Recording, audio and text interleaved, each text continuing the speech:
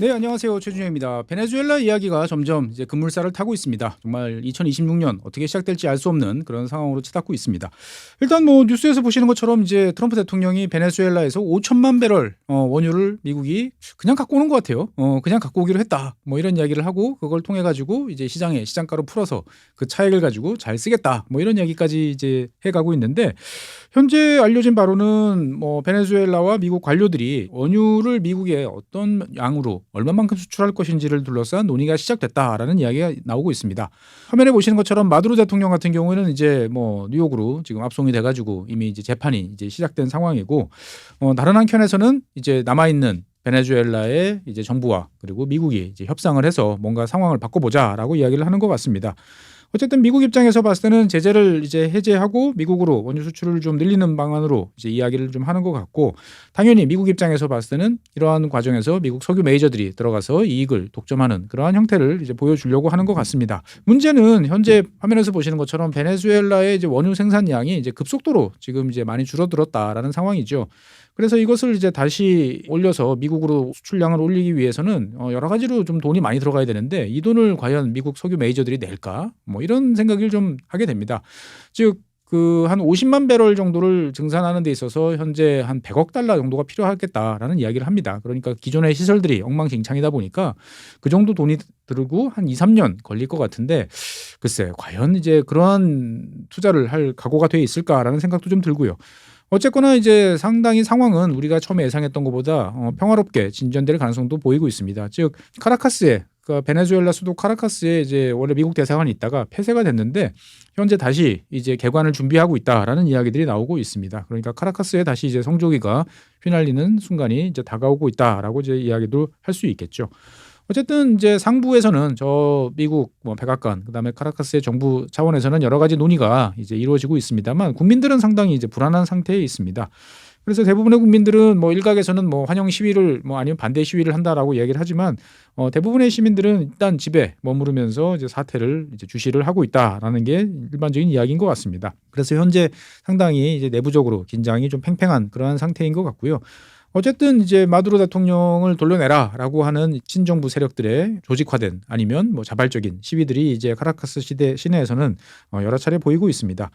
그리고 이제 무엇보다도 이제 미국이 새로 또 공격을 할지 모른다라는 이제 여러 가지 걱정이 있다 보니까 이제 민병대, 군, 뭐 경찰 등등이 이제 다 동원이 돼가지고 뭐 좋게 말하면 질서 유지, 나쁘게 말하면 사고 일으킬 것 같은 반정부 세력들을 솎아내고 미리 사전 검거하고 하는 등의 또 여러 가지 또 복잡다단한 모습들이 지금 연출이 되고 있는 것 같습니다. 일단 제일 중요한 것은 이제 베네수엘라 군이다라는 이야기가 많이 나오고 있어요. 어쨌건 뭐 미국이 이번에 공격을 할 때 베네수엘라 군이 뭐 제대로 대응을 한 건 아무것도 없죠. 하지만 최소한도 베네수엘라 내부적으로 봤을 때 보면 군이라는 무장 집단이 어떤 움직임을 보일 것이냐, 군이 하나의 집단으로서 일관된 체제를 유지할 것인지 아니면 군이 균열이 돼서 내전 상태로 이제 넘어갈 것인지가 상당히 중요한 이제 그러한 상태로 되어 있습니다.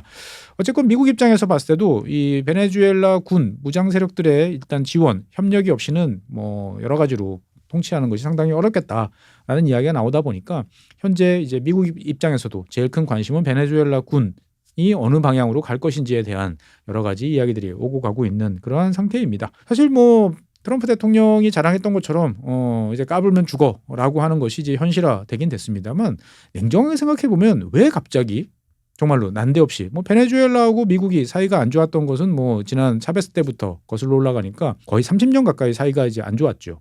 그리고 이제 미국 같은 경우에는 하루에 1,400만 배럴씩 석유를 생산하는 나라예요. 석유가 너무 넘쳐가지고 어떻게 보면 전 세계적으로 지금 배럴당 60달러가 무너지느니 마느니 하는 상황에서 석유 때문에 미국이 베네수엘라를 쳤다. 이것도 사실 좀 납득하기 어려운 거죠. 그래서 이 시점에서 우리가 관심을 기울여야 될 것은 도대체 미국이 왜 베네수엘라를 쳤을까라는 점입니다.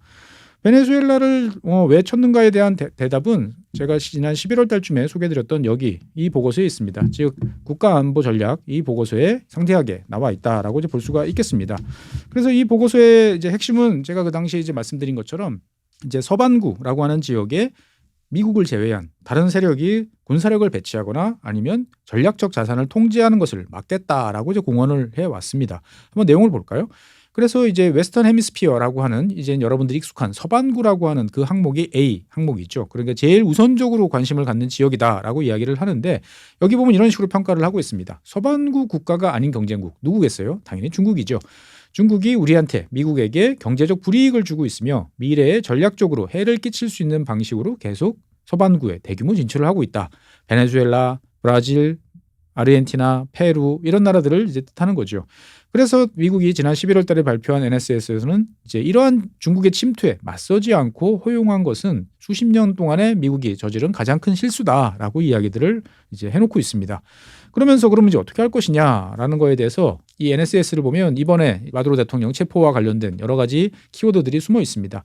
미국은 서반구에서 우위를 점해야 되며 이 지역에서 필요할 때 언제 어디에서나 자신 있게 이를 주장할 것이다. 즉 여기는 내 영역이니까 건들지 마. 우리 마음대로 할 거야. 라는 이야기를 조금 정리된 언어로 써놨다라는 것을 다시 한번 확인할 수가 있습니다. 그래서 이제 군사시설은 물론이고 항구 그리고 주요 인프라 통제부터 전략자산 구매에 이르기까지 모든 것이 미국과 미국 동맹국들 사이에서 미국의 적대적인 세력, 당연히 중국이죠. 중국의 영향력을 어떻게 차단할 것이냐에 기반한 판단 하에서 이루어져야 된다라는 거죠. 그러니까 어떻게 보면 이번에 이루어졌던 것은 지난 11월 달에 발표했던 NSS가 현실로 이제 닥쳤다라고 이제 보시면 되겠습니다. 재미있는 점은 그 당시에 이제 이게 11월 달에 나왔는데 한 2주쯤 후인가요? 중국이 이 중미에 대한 라틴 아메리카 그리고 카리브해라고 하는 그러니까 중남미와 카리브해에 대한 정책 제안을 세 번째 이제 페이퍼를 발표했어요. 그래서 제가 이제 영어로 된 것만 찾아다 보니까 지금 이제 영어로 된 제목이 나오는데 이게 이제 미국이 NSS 그리고 서반구에 대한 집중적인 이제 전략적인 방향을 선회한 이후에 한 2주쯤 후에 나온 거예요. 그래서 당시에 중국은 세계 신질서, 그러니까 중국 같은 경우는 현재 다층적인 질서, 다자간 구도 이런 이야기를 많이 하고 있죠. 그러면서 패권 국가가 없는 시대를 이야기를 하면서 중남미 지역이 이러한 새로운 세계 신질서에 있어서 핵심적인 지역이다. 중국은 여기에서 중요한 역할을 할 것이다. 라고 이야기를 해왔던 거죠. 그러니까 어떻게 보면 약속이 난 것처럼 G2라고 하는 두 나라가 중남미를 두고 거의 같은 시기에 서로의 이제 입장을 밝힌 상태였고 그로부터 이제 2달 만에 그것이 현실화됐다라고 이제 볼 수가 있는 거죠. 어떻게 보면 미국 입장에서 봤을 때는 기습적으로 중국에 대해서 여기는 내 영향권이고 너희들 비켜라고 했고 중국은 여기에 대해서 상당히 좀 충격을 받은 이제 그러한 모습이다라고 정리를 해볼 수 있겠습니다. 사실 베네수엘라에 대한 타격에 대해서 제일 놀란 것은 어떻게 보면 중국이다라고 저는 생각을 합니다. 왜? 화면에서 보시는 것처럼 미국의 델타포스를 비롯한 특수부대가 마두로 대통령을 체포하기 불과 몇 시간 전에 마두로 대통령은 중국 특사와 이제 회담을 하고 있었죠. 중남미 지역 특사가 이제 이 지역을 순회를 하는데 바로 이제 방문을 했던 거죠. 그래서 이 당시에 마두로 대통령은 베네수엘라와 중국은 이제 뗄래야 뗄 수 없는 하나이다라고 이야기를 했습니다. 그러니까 어떻게 보면은 전통적인 우호 관계를 더욱더 강화를 하겠다라고 이야기를 했는데 불과 몇 시간 만에 이제 잡혀가는 그런 일이 벌어졌던 거죠. 사실 베네수엘라 같은 경우는 1974년에 이제 중국을 이제 승인을 이제 했고요. 그리고 1998년 차베스 대통령 취임 이후에 아주 끈끈한 관계를 이제 형성을 해왔습니다. 이 양국이 얼마나 이제 끈끈한 관계인지에 대해서는 뭐 차베스뿐만 아니고 이제 마두로 대통령 같은 경우에도 2016년에 자기의 아들을 베이징 대학으로 이제 유학을 보낼 정도로 상당히 이제 끈끈한 인간적으로 어떻게 보면 잘 연결돼 있는 이제 그러한 상황이 연출이 되고 있었던 거죠. 그런데 이제 이러한 나라에 대해서 마두로 대통령이 이제 잡혀가니까 중국 입장에서 봤을 때는 당연히 격렬하게 이제 반응을 할 수밖에 없습니다. 그래서 이제 왕이 외교부장 같은 경우에는 전 세계 어느 나라도 경찰관 노릇을 할 수 없고 재판관이라 주장할 수 없다라고 이야기를 하면서 이것은 국제법을 위반한 중대한 월권 행위다라고 이야기를 한 것이었죠. 그래서 모든 국가의 주권과 안보는 국제법에 따라서 온전히 보호되어야 된다라고 이야기를 이제 하면서 안전보장이사회에서도 이제 미국을 비난하는데 앞장을 섰습니다. 안보리회에서도 중국은 이제 군사적 수단은 문제를 해결하는 방안이 아니고 군사력에 대한 무분별한 사용은 더 큰 문제를 낳는다라고 하면서 미국을 맹공을 퍼부었죠. 사실 이제 이 중국이 베네수엘라에 대해서 이런 식으로 많은 관심을 기울이는 것은 베네수엘라는 중국의 이 중남미 정책에 있어서 가장 핵심 포스트 역할을 오랫동안 해왔기 때문입니다. 그러니까 이 중국은 뭐 원자재를 비롯한 여러 가지 측면에서 그리고 이제 글로벌 사우스와의 여러 가지 관계 속에서 라틴 아메리카에 공을 많이 들여왔는데 그 중에서도 베네수엘라가 제일 대표적인 그러한 나라였죠. 그래서 지난 21세기 들어서 그러니까 2001년부터 2024년까지 정도를 집계를 해보면 베네수엘라는 약 한 뭐 통계에 따라서 좀 다릅니다. 그래서 지금 화면에 보시는 것처럼 2000년부터 잡아보면 뭐 한 1120억 달러라고 이야기하는 경우도 있고 한 1060억 달러 이렇게 이야기하는 경우도 있는데 어쨌든 간에 1000억 달러 이상의 지원을 각종 지원을 중국으로부터 받아왔다라고 이제 볼 수가 있겠습니다. 이 중에서 한 600억, 정확히 말하면 한 625억 달러 정도는 이제 직접 현금성 지원이었어요. 그러니까 뭐 차관이 됐던 무상 원조가 됐던 어쨌건 직접 현금이 건너가는 것이 한 600억 달러에 이른다라고 이제 볼 수가 있습니다. 그러니까 중국이 남미 대륙 전체에 지금까지 빌려준 돈이 한 1200억 달러 정도 돼요. 근데 그 중에서 절반을 베네수엘라 혼자 이제 쓰고 있다라고 이제 볼 수가 있겠습니다. 그래서 중국 돈을 빌려 쓴 나라 중에서 베네수엘라가 아마 제일 1등이다라고 이제 보시면 되겠습니다. 지금 화면에 보시면 지금 2005년부터 2018년 그러니까 꽤 좀 옛날 통계이긴 합니다만 어느 나라가 제일 많이 빌려 썼느냐라고 하면은 당연히 베네수엘라가 1등, 뭐 브라질, 에콰도르, 아르헨티나 이런 식으로 이제 나오는 그러한 통계였습니다. 시간이 많이 지났습니다만 여전히 지금 베네수엘라가 제일 중국으로부터 많은 돈을 빌려 쓴 이제 그런 나라라는 거죠. 그래서 이제 중국 같은 경우에는 주로 초반에는 에너지 그리고 인프라 관련된 투자를 많이 했습니다. 하지만 이제 최근에는 주로 이제 너무 부채가 많아지다 보니까 이 부채를 갚아주는 식으로 어떻게 보면은 빚으로 꺼주는 그러한 역할을 하면서 베네수엘라의 생명호흡기를 산소호흡기를 그동안 이제 대오고 있었다라고 이제 볼 수가 있겠습니다. 그래서 실제로 이제 이 베네수엘라 같은 경우에는 잘 아시는 것처럼 원유 수출에 대해서 많은 제약을 받고 있죠. 그래서 전체 수출량의 80%는 이제 중국으로 향하는 이제 그러한 모습입니다. 그래서 이 베네수엘라에서 중국으로 가는 원유의 양을 보고 있으면 생각보다는 그렇게 많지 않습니다. 그래서 하루에 한 40만 배럴 정도 수준인 거예요. 그래서 하지만 베네수엘라 전체 원유 생산량 자체가 이제 너무 줄다 보니까 현재 수출량의 80%가 중국으로 향하고 있고 중국 입장에서 봤을 때는 전체 원유 수입량의 한 5% 정도를 베네수엘라에서 수입을 하고 있다라고 이제 볼 수가 있겠습니다. 그러니까 사실 중국 입장에서 봤을 때는 베네수엘라가 에너지 공급의 안전판으로서의 역할은 그닥 크지 않은 이제 그러한 나라였다라는 게 솔직한 이제 평가입니다. 하지만 이제 중국 입장에서 봤을 때는 중남미에 대한 1대1로와 관련돼서 베네수엘라를 상당히 중요한 포스트로 잡았던 거죠. 그러니까 정치적으로 어떻게 보면 반미 노선을 걷고 있는 베네수엘라를 지원을 하고 베네수엘라는 당연히 쿠바, 뭐 니카라과 같은 이제 여러 가지 중남미, 카리브해 여러 나라들에 대해서 또 영향력을 행사를 하고 있었죠.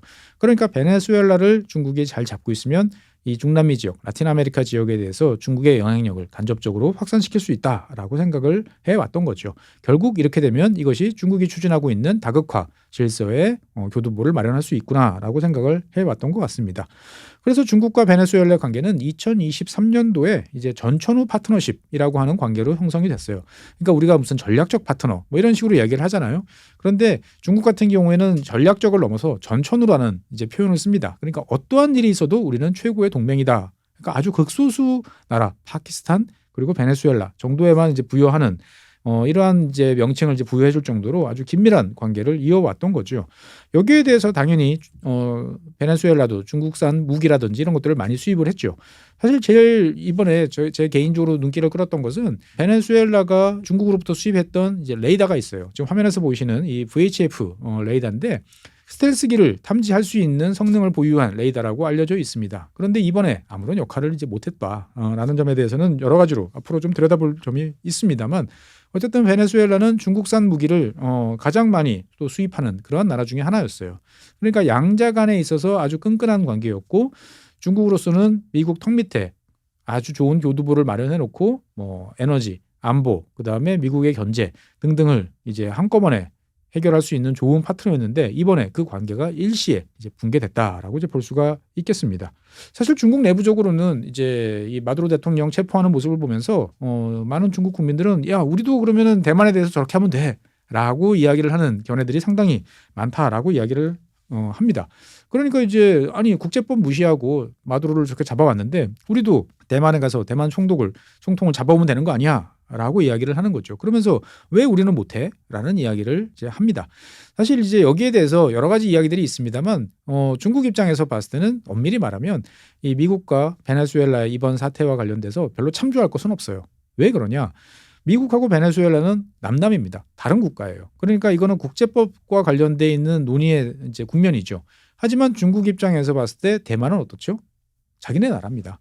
자기네 나라인데 지금 일시적으로 이탈한 나라예요. 그래서 전 세계 대부분의 나라가 중국에 대해서 하나의 중국을 존중한다, 인정한다. 뭐 이런 식으로 이야기를 하는 거죠. 그러니까 중국 입장에서 봤을 때는 대만을 침공하는 것은 뭐 국제법 그리고 뭐 총통을 데려오거나 납치하거나 이것은 국제법이 적용되지 않는 영역이라는 거예요. 그래서 중국 그 일반 국민들의 인식과 달리 중국 외교 당국이라든지 지식인들은 이거는 우리한테 적용 대상이 아니야라고 선을 이제 긋고 있습니다. 사실 이제 뭐 많은 분들이 이제 그러면 이제 중국이 대만을 그런 식으로 공격을 해가지고 총통을 이제 납치해 가면은 뭐 똑같은 거 아니야? 그렇게 곧 되는 거 아니야?라고 생각하시는 분도 계시지만 사실 대만과 베네수엘라는 많이 다르죠. 어쨌거나 대만은 야당 여당 다 존재를 하고 있고 선거에 따라서 계속적으로 집권 세력이 바뀌는 민주주의 국가입니다. 그리고 잘 아시는 것처럼 어마어마한 무역 흑자를 내면서 번영하고 있는 나라인 거죠. 그리고 우리 입장에서 봤을 때는 중국에 비하면 한 줌밖에 안 돼 보이지만 사실 자기 몸 정도를 지킬 수 있는 군사력은 또 얼마든지 또 보유를 할 수 있는 그러한 나라가 대만이라는 거죠. 그러니까 이제 이거를 1대1로 보기는 좀 어렵다라고 이제 볼 수가 있겠습니다. 어쨌든 이 베네수엘라와 이제 미국과의 관계를 이제 보면서 많은 국가들은 중국에 대해서 여러 가지 생각을 하고 있는 것 같습니다.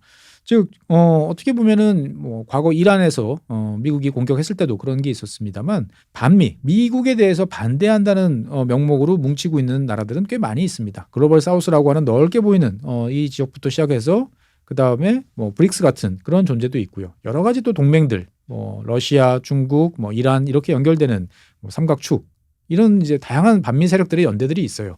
그런데 항상 이러한 세력들은 누군가가 미국으로부터 공격을 받거나 협박을 받거나 압박을 받는 상황에서 절대 행동에 나서지 않습니다. 말로만 하는 거죠. 그러니까 이번에 어떻게 보면은 베네수엘라가 미국에 대해서 일방적으로 두들겨 맞고 대통령이 납치당하는 이제 그러한 상황을 보였습니다만 아무런 실질적인 지원을 이제 못 하는 거죠. 뭐 유엔에서도 이란 그다음에 여러 나라들이 미국에 대해서 강력한 공격을 퍼붓긴 했습니다만 말 빼고 나면 어떠한 이제 실질적인 모습도 보여주지 못한 거죠. 그러니까 어떻게 보면 미국이 팔걷어 붙이고 나섰을 때 우리가 중국한테 기대면 뭔가 여기에 대해서 우리가 자유로울 수 있어. 미국의 공격으로부터 우리는 안전해. 라고 하는 확신을 줄 수 있을 것인가라는 거에 대해서 중국이 이번에 베네수엘라에서도 또 한 번 실패를 했다라고 이제 볼 수가 있는 거죠. 사실 중국은 상당히 이제 이중적인 태도를 보이고 있어요. 중국이 그동안에 이제 개발했던 많은 무기들은 미국 군 당국으로부터도 상당히 위협적이다라는 이야기를 들을 정도로 높은 수준에 올라왔어요. 그런데 정작 중국은 그런 무기를 원하는 나라들에 대해서 수출하는 것을 상당히 꺼리고 다운그레이드된 무기들을 별도로 개발해서 파는 그러한 정책을 실시를 하고 있는 거죠. 그러니까 이제 이러한 중국의 모습들을 보고 있는 여러 반미 국가들 입장에서 봤을 때는 중국이 정말 말뿐만 아니고 자기들이 어려운 시기에 보호해 줄 수 있는 진정한 세력인지 그러할 의지가 있는지 그러할 능력이 있는지에 대해서 여러 가지로 이제 회의를 갖게 되는 그러한 계기가 이번 베네수엘라 사태였다라고 이제 볼 수가 있겠습니다. 어쨌든 베네수엘라의 이번 사태를 통해서 중국 같은 경우에는 외교적으로 봤을 때 그동안 많은 공을 들여왔던 하나의 축이 순식간에 붕괴되는 모습을 이제 볼 수밖에 없었습니다. 여기에 대해서 아마 중국 내부적으로 많은 이야기들이 오가지 않을까 이제 싶은 생각이 들고요. 미국 내부적으로 봤을 때도 이제 어떻게 보면은 이제 제일 큰 고비는 넘어갔습니다만 이제 진정한 시험대에 섰다라고 이제 볼 수가 있겠습니다. 이번 마두로 대통령 체포와 관련돼서 가장 스타가 되고 어떻게 보면은 미국 내에서 돋보이는 존재는 마크 루비오 국무장관입니다. 마크 루비오 국무장관은 잘 아시는 것처럼 이제 플로리다 출신이죠. 그래서 부모님이 쿠바 이민자 자식입니다. 그러니까 어떻게 보면 스페인어도 되게 잘하고 이러한 중남미 카리브해에 대해서 되게 강경한 노선을 이제 그동안에 걸어왔던 이제 그러한 사람입니다. 사실 이제 플로리다라는 지역은 쿠바를 시작으로 해가지고 많은 이제 그 난민, 이민 이런 사람들이 존재를 하는 이제 그러한 지역이죠. 그러다 보니까 특히 좌파 정부에 대한 이제 반감이 높은 그러한 이제 배경을 가지고 있고 이곳에서 정치적으로 성장해 왔던 마크 루비오로서는 당연히 자기의 혈통뿐만 아니고 이러한 지역구 관리 차원에서도 중남미에 대한 강경책 그리고 좌파 정부 내버려둘 수 없다라고 하는 압박을 강조했던 것이었죠. 사실은 뭐 잘 아시는 것처럼 이 트럼프 대통령은 마두로 대통령하고 협상을 이제 이야기를 오랫동안 해왔습니다. 그래서 특사도 임명하고 그래서 우리의 요구를 들어주면 제재도 해결해 줄 테니까 여러 가지로 같이 해보자라는 이제 노선을 걸어왔는데 여기에 대해서 마크 루비오 장관은 그거 잘 안 될 겁니다라고 하는 반대 그리고 이제 얘네는 힘으로 우리의 힘을 보여주지 않으면 절대 물러서지 않을 것이다라고 하는 노선을 이제 계속 주장을 해왔던 것이었죠. 그래서 마크 루비오 대통령은 보통 국무부 장관은 이제 비둘기파죠. 말로 합시다라고 이야기를 하고 국방부나 외교안보 이쪽에서 주먹으로 때려야 정신 차립니다라고 하는데 오히려 이번 같은 경우에는 마크 루비오 장관이 오히려 더 강경파였다라는 이야기가 나오고 있습니다. 결국 이제 마크 루비오 장관의 여러 가지 주장을 트럼프 대통령이 받아들이면서 공격이 이제 이루어졌고 단순하게 그리고 아주 깔끔하게 원하는 바를 달성을 해냈던 거죠. 그러니까 마크 루비오 이제 장관 입장에서 봤을 때는 백악관 내에서 충성 경쟁을 벌이고 있는 여러 가지 세력들이 있단 말이죠.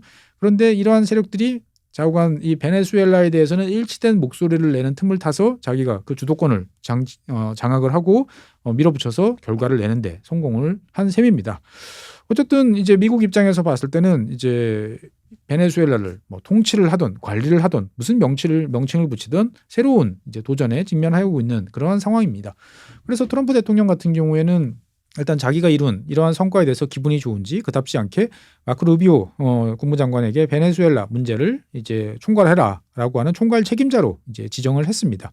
현재 베네수엘라와 관련되어 있는 여러 가지 이슈들은 미국에서 6명이 이제 관리를 하고 있는 것으로 알려지고 있어요. 스티브 밀러 이제 외교안보 보좌관, 그리고 헤그세스 이제 국방장관, 전쟁부 장관이죠. 그다음에 제이디 벤스 부통령, 그리고 레클리프 CIA 이제 국장, 그리고 이제 마크 루비오 장관 등등이 있는데 일단은 여기에 대해서 마크 루비오 장관이 이제 주도권을 쥐는 셈이죠. 그러니까 이제 많은 언론들이 이제 총독이다.